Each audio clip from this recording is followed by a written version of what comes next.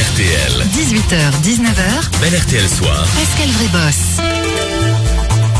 Hervé Bléjean, bonsoir. Bonsoir. Vous êtes le vice-commandant de l'opération Sophia qui a débuté, si je ne me trompe, en juin 2015. Alors, où êtes-vous au moment où nous parlons? Alors, je suis effectivement au centre de commandement de l'opération à Rome, Oui.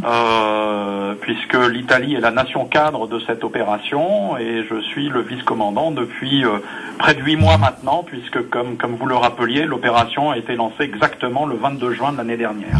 Alors, on peut rappeler que cette opération Sophia, c'est contre les passeurs de migrants. Hein. Vous tentez de débusquer ces criminels.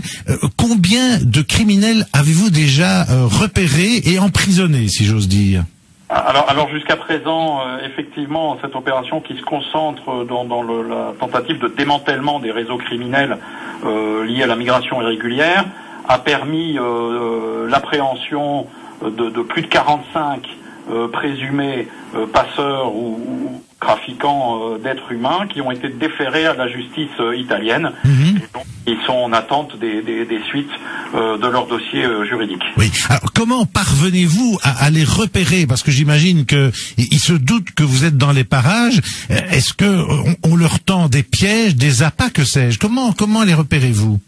Alors, nous avons des moyens, d'abord des bateaux de surface, ce qui est indispensable pour une opération de cette nature. Nous avons également des moyens aériens, ce qui nous permet de patrouiller la zone qui nous intéresse. Et puis, comme nous connaissons leurs modes opératoires, nous connaissons les moyens qu'ils utilisent, nous connaissons aussi à peu près les horaires pendant lesquels ils commettent leur sale besogne, eh bien, ça nous permet d'être prêts et de pouvoir éventuellement les détecter et d'être prêts à intervenir en cas de détection pour s'occuper d'eux. Oui. Vous avez une véritable armada, c'est-à-dire hélicoptères, porte-avions, etc.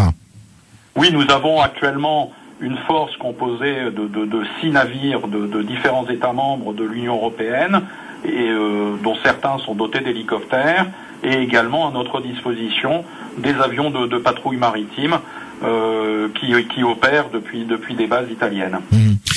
Lorsque vous les repérez, bon, j'imagine vous pouvez les contrôler. Je crois que c'est le protocole de Palerme qui vous le permet. Ils deviennent quoi après? Vous les déférez devant un juge? Alors, effectivement, non seulement le protocole de Palerme nous permet de lutter contre la migration irrégulière en haute mer, puisque aujourd'hui nous n'agissons que en haute mer. Nous avons également obtenu une résolution du Conseil de sécurité des Nations Unies, la résolution 2240, qui permet d'affiner le cadre juridique de notre action en haute mer.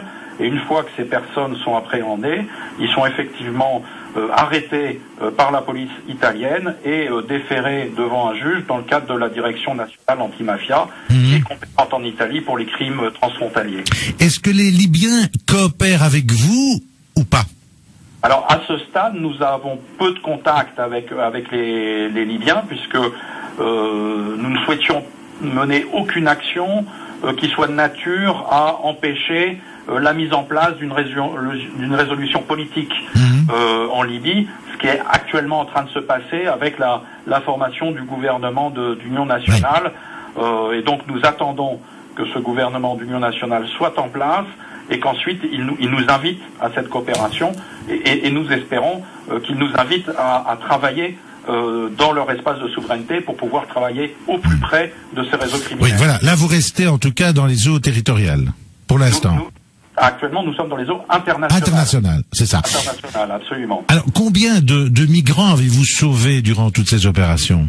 Alors, depuis le début de l'opération, plus de 9000 migrants ont été recueillis par des bâtiments de la force. Compte tenu des statistiques, nous estimons que 20% d'entre eux, s'ils n'avaient pas été recueillis par des moyens de l'opération, auraient pu perdre la vie en mer. Donc les équipages sont légitimement fiers de leurs actions pour sauver ces personnes. Mais j'imagine. Mais alors, les passeurs qui sont dans ces bateaux, ils risquent quand même aussi leur vie, d'une certaine manière. Alors, les passeurs qui sont dans ces bateaux font un calcul de risque, ouais. Et ils mettent en balance le gain financier qu'ils espèrent tirer de cette activité face aux risques qu'ils encourent, à la fois risque effectivement physique, traversée périlleuse, et puis risque judiciaire s'ils sont appréhendés par nos moyens. Est-ce que vous connaissez déjà la date de fin de votre mission ou elle n'en a pas pour l'instant? Alors le premier mandat de l'opération se termine le 27 juillet 2016, exactement après la déclaration de pleine capacité opérationnelle de l'opération. Il va appartenir aux États membres, notamment lors de la revue stratégique qui aura lieu au printemps de cette année, de décider de l'avenir de cette opération pour voir si elle est prolongée ou pas. En ce qui me concerne personnellement, après 8 mois d'activité, je vais céder ma place à un autre contre-amiral français qui viendra à son tour assumer le 1er mars les fonctions de vice-commandant de l'opération. Pensez-vous qu'une telle opération devrait aussi se dérouler autour de Lesbos, de Kos, toutes ces îles-là? Alors les conditions géographiques sur la partie est de la Méditerranée sont extrêmement différentes. Nous travaillons dans un espace de profondeur, et c'est pour cela que cet espace est aussi dangereux, parce que la mer y est beaucoup plus formée et cette traversée est beaucoup plus longue. L'espace géographique de la mer Égée est principalement un espace géographique en eau territoriale, partagé par la Turquie et la Grèce, et c'est la raison pour laquelle il est sans doute plus compliqué de monter une opération de même nature. Tout peut être envisagé, mais ce serait une opération sans doute différente. Mais dans tous les cas, vous avez également l'agence Frontex de contrôle des frontières qui agit sur les deux fronts. Nous travaillons en étroite collaboration avec eux en Méditerranée centrale, c'est l'opération Triton, et vous avez l'opération Poséidon de l'agence Frontex en mer Égée.